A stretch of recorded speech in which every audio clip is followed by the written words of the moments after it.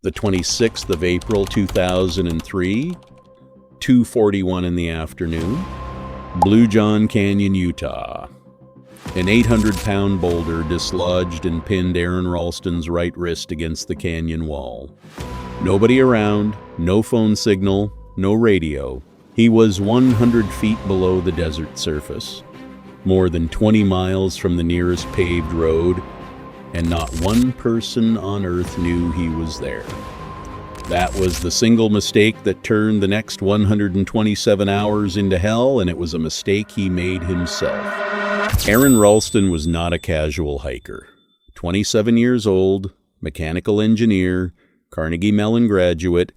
He had already solo climbed 45 of Colorado's 59 14ers in winter peaks above 14,000 feet that most experienced climbers won't attempt alone. He knew the mountains. He knew the risks. He knew the most basic rule of any solo trip: always tell someone where you're going. That day, he didn't.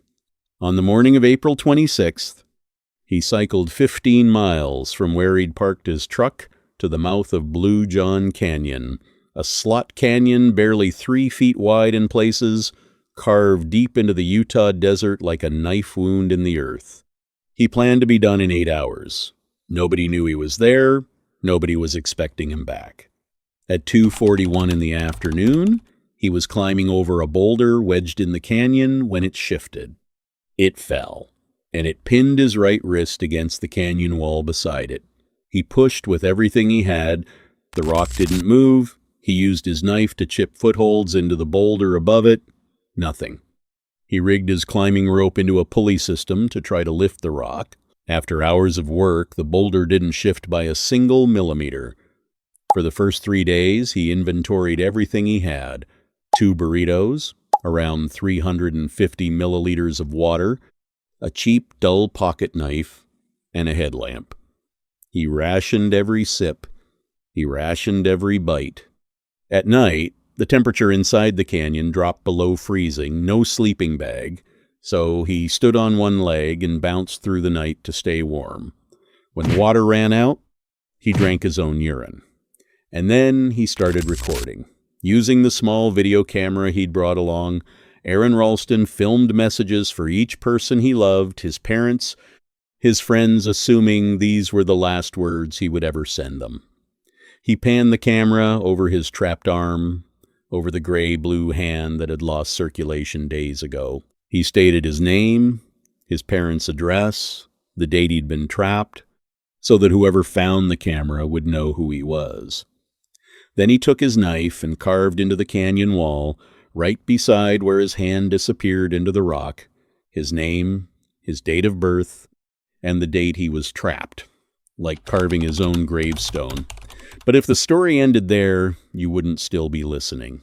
By the 4th day, Aron Ralston had started slipping into delirium, and in that delirium, he saw something, a small child, maybe 3 years old, running toward him. He had no children. He'd never had children. But he knew with complete certainty that the boy was his son, a child from a future he was almost certainly never going to reach. He decided to live. And to live, he had to do something that a surgeon in a fully equipped operating room would hesitate to attempt: amputate his own right arm with a dull pocket knife. But first he had to break the bone. On the morning of the 5th day, Aron Ralston used his body weight and the leverage of the canyon walls to snap the radius bone in his right forearm. The sound echoed off the rock. Then he broke the ulna, a second crack. After that, he used the dull knife to cut through skin, tendon, and nerve, one stroke at a time, taking roughly an hour until his right arm separated from his body. He tied off the wound using his Camelback water pack, rappelled 65 feet down a cliff face with one arm, then walked 5 miles through the canyon until he came across a family from the Netherlands out on a day hike. They gave him water and food, then called for rescue. At 3 p.m. on the 1st of May 2003, a rescue helicopter arrived. Aron Ralston walked off it under his own power. Nobody had to carry him.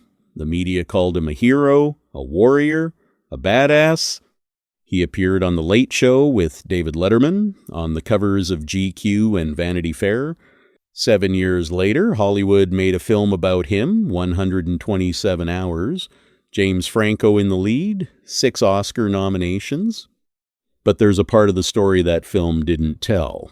After Ralston was airlifted out, 13 park rangers had to go into Blue John Canyon to retrieve the arm still pinned under the boulder. It took a hydraulic jack and a winch just to move the rock enough to get it free.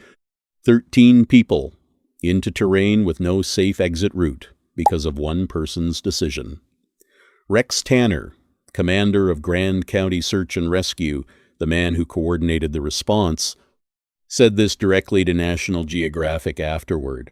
When one person puts themselves into a preventable dangerous situation, 15 to 16 SAR volunteers have to put their own lives at risk to help them.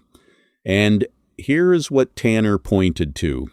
2 months before Blue John Canyon, Aron Ralston had been buried in an avalanche in Colorado with 2 friends, barely escaped with his life on a day when an avalanche warning had already been issued. He knew, he went anyway. And 2 months later, he walked into Blue John Canyon alone without telling anyone. The question nobody asked during the days the press was calling him a hero, if he had told one person, just one person, where he was going, would any of this have happened? There's no certain answer. The accident might still have happened, but the rescue team would have known where to look, and maybe he wouldn't have had to break his own bones to get out. Aron Ralston went back to climbing after his recovery. He wrote a book, he became a globally recognized speaker, and he had a son, a boy he named Leo, the child he saw in the delirium of day 4. The child who pulled him back from the edge of letting go was a son he didn't have yet, in a future he almost didn't reach. That is the one part of this story nobody can argue with. If this story left something in your head, hit subscribe because there are more survival stories just as insane as this one waiting for you.